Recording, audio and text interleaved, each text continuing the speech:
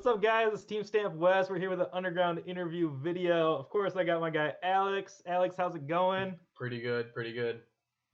Awesome. We are going to break down our top 10 MPO players to watch in 2020. Let me start off by saying this was really hard to break this down to 10 names.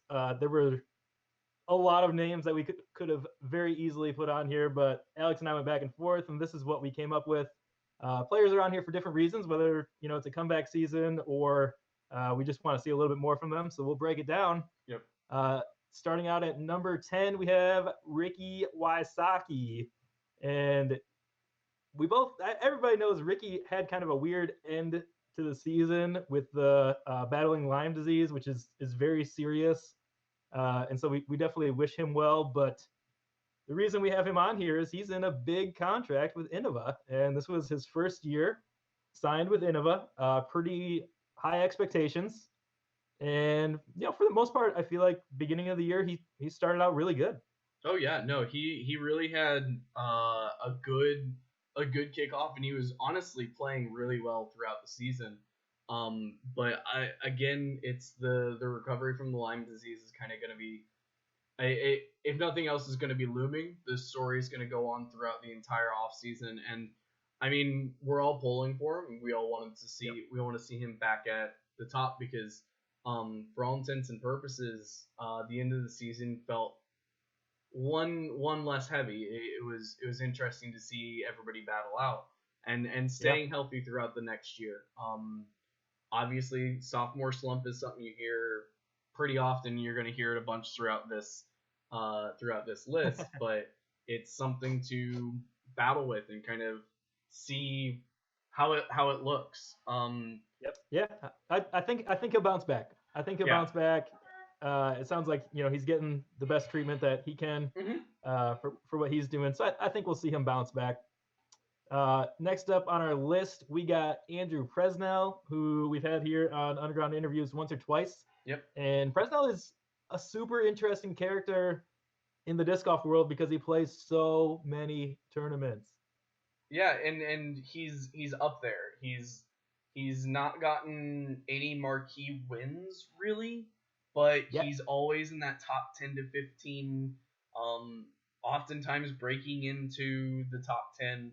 And he's similar to Hannum in that sense, and that's a name we didn't really put on the list, but Austin Hannum is right along those that edge of glory, if you will. And Presnell is growing in confidence, and he throws some really, really good rounds, and it's really obvious when he's on. It's kind of pulling through an entire tournament. And speaking of somebody who's on and is usually always on, they call him a robot, and that's Chris Dickerson at number 8. Robot Chicken. Yeah, the Robot Chicken.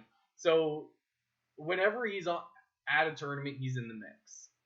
Yep. But the question is, he's kind of doing a lifestyle change. He's going to do some legitimate touring. He bought an RV, but he's there. So Wes, what do you think about Dickerson's outlook for 2020? I think it's bright. He had a really, I mean, he's been in the mix for 2 or 3 years, and especially when he gets a little bit more wooded courses, which really suit his precision game. Not that he lacks distance at all, as we saw by hole 18 at the Pro Tour finale. Exactly. Where he arced that 500-foot hole for basically a tap-in birdie. But he just really excels in the woods. Great all-around game, great scramble game. I really like Chris Dickerson's outlook for 2020. And another guy who's our number 7 on the list that I really like, young gun. We just had him on, Adam Hamez. Great finish to the end of the year. Adam Hamez is still relatively young. This was his first year with Discraft as well, so really getting his bag solidified and set and building confidence with that.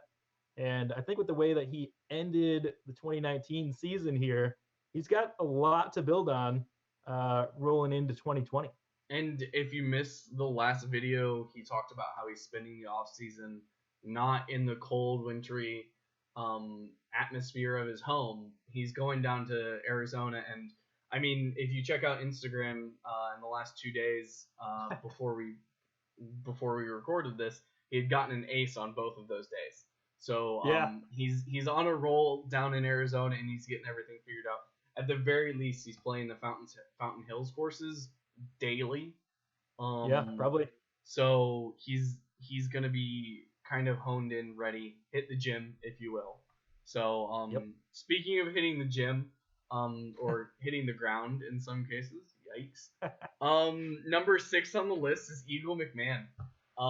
Coming off that injury, again, similar to Ricky, the end of the year felt a little less heavy, because Eagle wasn't there to partake in the party. But every time he's out there, he's usually on some sort of coverage, and it's always exciting. And kind of as he's matured over the years, and as he continues to mature, he gets oddly more exciting. Because I remember 2-3 years ago, he'd throw the big shots, and he has kind of pulled that back. If you see the interviews about the GBO win, it was, I could have thrown it really big, but I decided to go a little bit more comfortable, right? Yeah. So it's about Eagles' maturity, bottom line, but at any given time, he could win any event. I think what you're describing too is the power of experience. You know, he's got a couple years on tour. He's got, dozens of rounds in at a lot of these big courses now. He knows them better. Granted, they're changing a little bit every year, but the tour experience is something that you can't buy, and especially a couple years of tour experience with his, big game, his short game, his great putting. Probably has the biggest forehand in the game right now. Really exciting. Oh yeah, he is. So number 5. Should we jump on to our number 5? We got my fellow Team Discraft captain on the big side, Paul Ulibarri, and Yuli's obviously on here because he is going to be coming off a pretty serious injury. I know he's been training. We talked to him as well, and he said he was feeling good. Really looking forward to the beginning of next season. And I know I'll be really curious to see if he kind of picks up where he left off. If he stays in that 1030, 1040 rated rounds and comes back stronger than he was. But I think a lot of eyes are probably going to be on Yuli to see how he performs beginning of the year. Yeah, I think with Paul coming into what is technically his rookie season with Discraft, I wouldn't be surprised to see him really bust out, especially with all the workouts he's been doing. Because at the end of the day, he's never been a slouch on the course, and his mental game hasn't been the worst either. It's actually extremely strong, and oftentimes, I mean, Hammis told us in the last interview as well, that's the guy he looks to for the mental side. So making sure those two things line up, and I think he can sprint hard. Starting out the season in the southwestern part of the country, it's his hometown. That's where he's originally from. It's always a strong place for him to come back and just really get down to it. So speaking of getting down to it, that a guy who his personality has been just as big as his game, just how good of a guy. I've heard nothing but good things about this guy, and number 4 is Chris Clemons. Just super down to earth. Everybody talks about how Clemons, on the course, off the course, he's a great guy. And again, another guy who had a great end to the season. Recency bias may it be, but he's kind of slowly but surely climbed his way up to be the rating space of the Trilogy, DD, all those guys. And also, it's always interesting, as a left-handed player myself, it's always interesting to see a left-handed player get results. And I think next year he's going to. Yeah, I think the lefties oftentimes have to attack the course a little bit differently than the righties. But, like you said, he had a great end of the season. I know when we were talking with Tim Barham, he said he got a chance to play with him a couple rounds towards the end of the year, and he was just super dialed in, super focused. So I think if Chris can keep up that same focus and attention, then he can have a really, really great start to the 2020 season, picking up where he left off here. Yeah. We'll jump on to our number 3 guy, which is Yeah. actually Kevin Jones. And Kevin is on here. He's coming into his second year with Prodigy.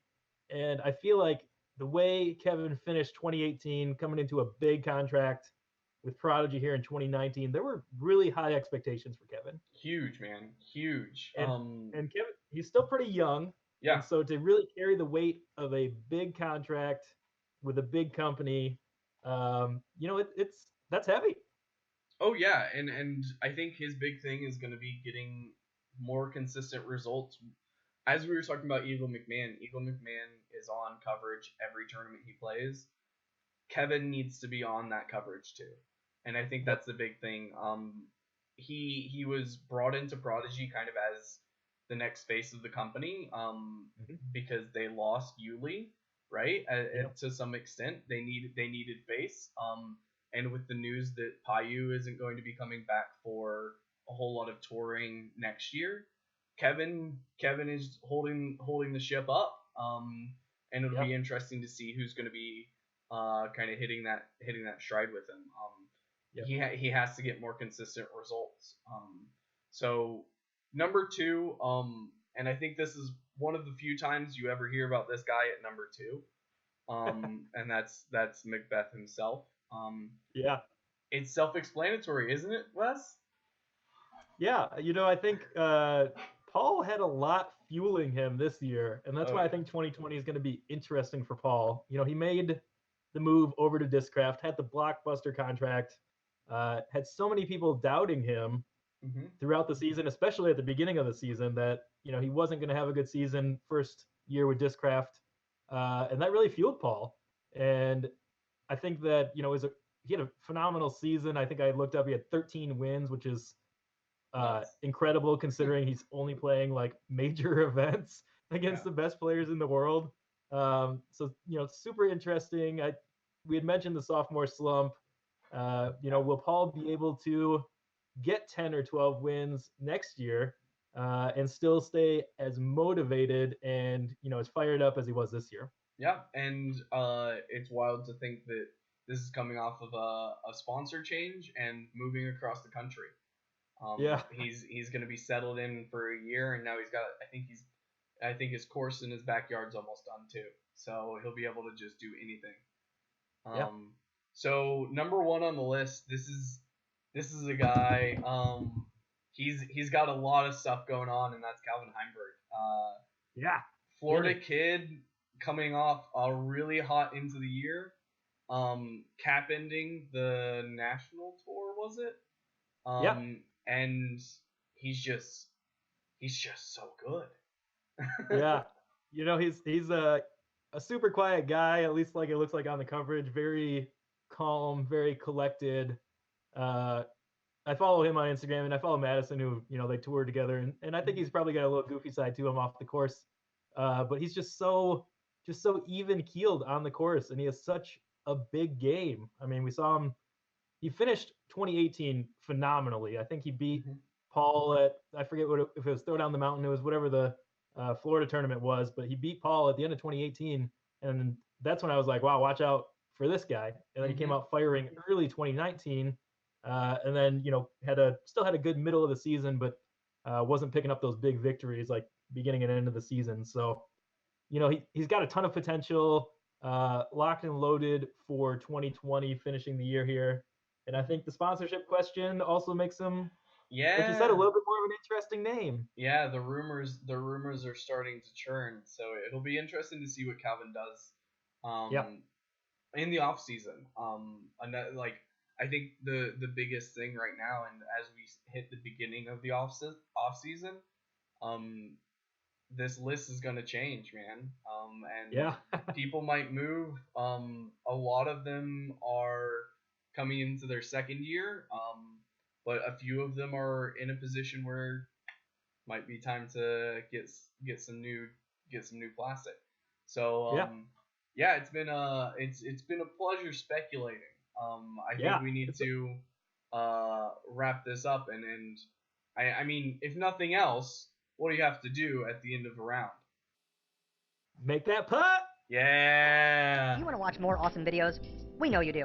So make sure you hit that subscribe button, and while you're at it, turn on that notification bell so that you're notified every time we post new videos here at Underground Interviews.